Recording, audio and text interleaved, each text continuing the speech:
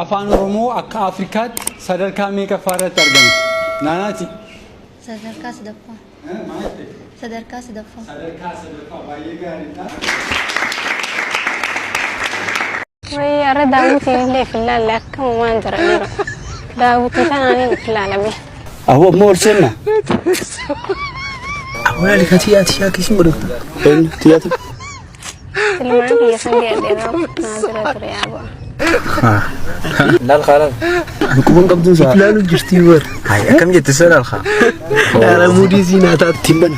Laki laki tikko disi hay. Tikko disi kesi satu Allah.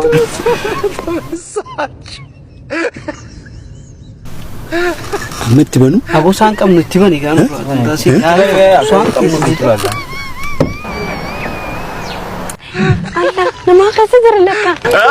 Weh kau beli gajinya sekolah kau. Dia ini dapat ya.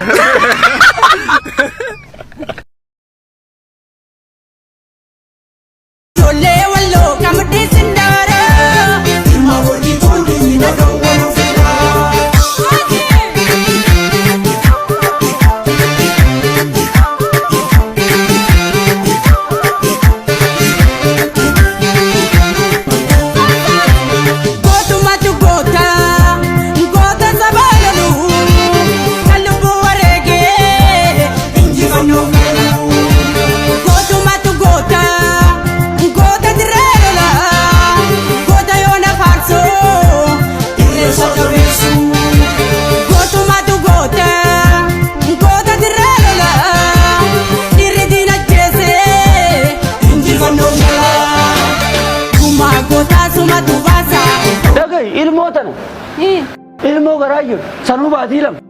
Gana ijafi gurra punya nu tingone ka. Ilmu ijat tu kodu. Aya. Gurra tu kodu, punya ni tu kodu fet.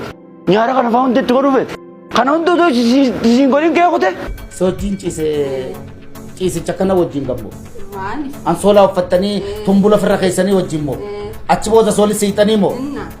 Hai. Akani khum mal radu fe. Sisin ajjesu, fisin ajjesu. Mal radu fe kanni khum.